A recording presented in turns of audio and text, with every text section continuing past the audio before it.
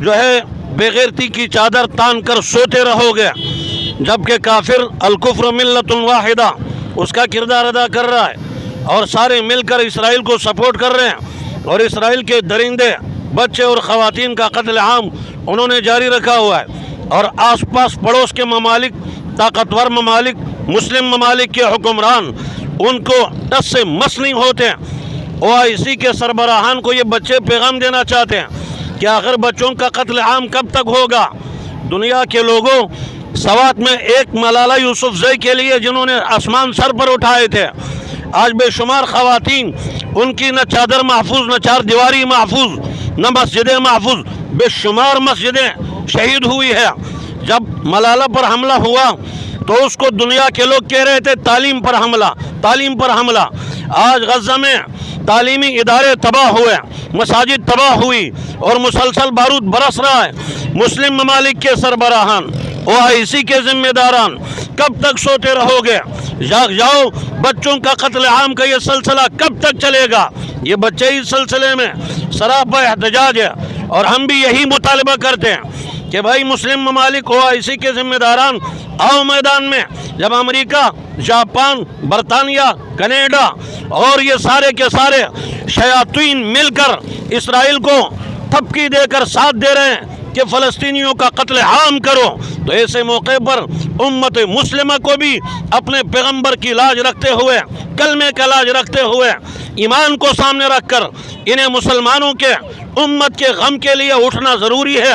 امت کے غم کے لیے، فلسطینیوں کے دفاع کے لیے، مسجد اقصی کی آزادی کے لیے عمر فاروق کو سامنے رکھ کر، صلاح الدین ایوبی کو سامنے رکھ کر، اپنے اسلاف کو سامنے رکھ کر، اپنے پیغمبر اسلام کو سامنے رکھ کر، جس نے ایک عثمان غنی کے بدلے لینے کے لیے 1400 صحابہ سے بیعت لی، آج کہاں ہیں سارے مسلم ممالک؟ یا تو آئے، آگے بڑھے، اتحاد بنائے، اپنی طاقت استعمال کرے، اور اگر طاقت استعمال کرنے سے ڈرتے ہیں، ان حکمرانوں کو چاہیے استعفیٰ دے کر ہٹ جائے، کوئی غیرت مند حکمران آگے آئے۔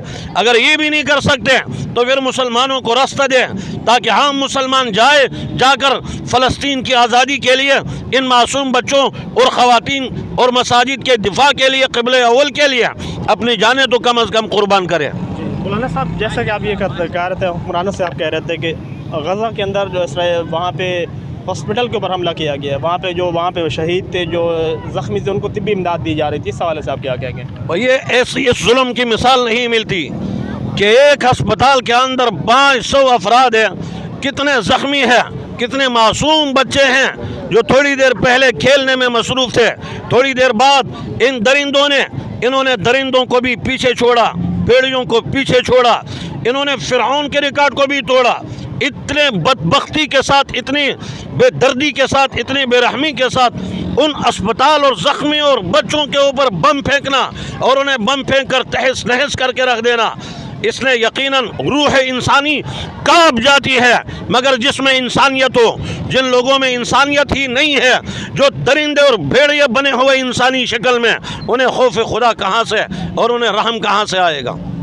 بہت شکریہ ناظرین، ہمارے ساتھ ابھی مفتی اقبال صاحب موجود ہیں اور مولانا نصیر صاحب بھی موجود ہیں۔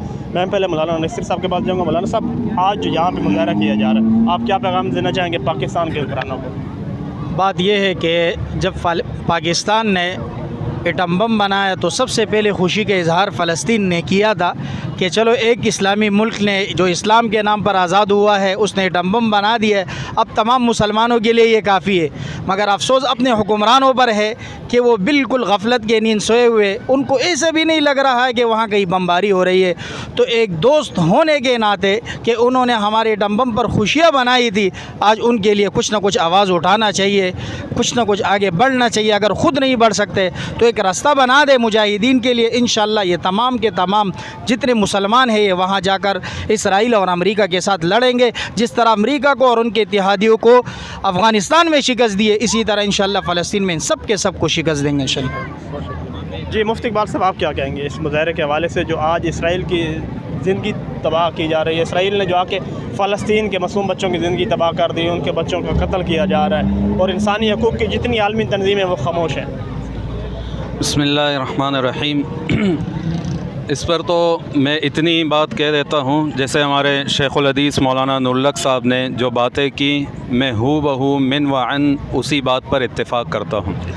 لیکن میں یہ بات عرض کر دیتا ہوں کہ ہر ایک کی ایک کیٹیگری ہے، ایک ذمہ داری ہے، وہ اپنی ذمہ داری نبھائے. گورنمنٹ کی ذمہ داری یہ ہے، مسلم ممالک کی ذمہ داری یہ ہے کہ وہ اس موقع پر فلسطین والوں کا ساتھ دیں اور فوجی دستہ بھیجیں، مجاہدین بھیجیں، اور وہاں جا کر فلسطینیوں کی حمایت کی جائے اور اسرائیل کو نیست و نابود کی جائے.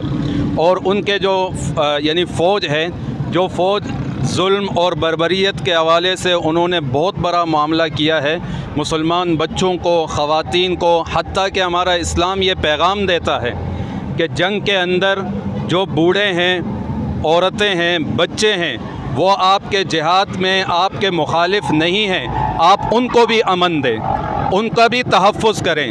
لیکن انہوں نے انسانی جانوں کو اس اعتبار سے انسانی جانوں کے تحفظ نہیں کیا، بلکہ انہوں نے درندگی کے ساتھ، میں تو کہتا ہوں درندے کا لفظ بھی ان کے لیے بہت کم ہے، وہ اس سے بھی بڑھ کر ہے. لیکن میں عوام کو بھی یہ پیغام دیتا ہوں، پاکستانی عوام کو اور تمام سننے والوں کو، کہ وہ ایک کام تو یہ کریں کہ بلکہ 3 کام کریں. اپنی دعاؤں میں ان تمام فلسطینی مظلوموں کو یاد کریں اور خوب دعائیں کریں. نمبر 2، جتنی مالی امداد کر سکتے ہیں مالی امداد کریں. اور نمبر 3 یہ ہے کہ اسرائیلی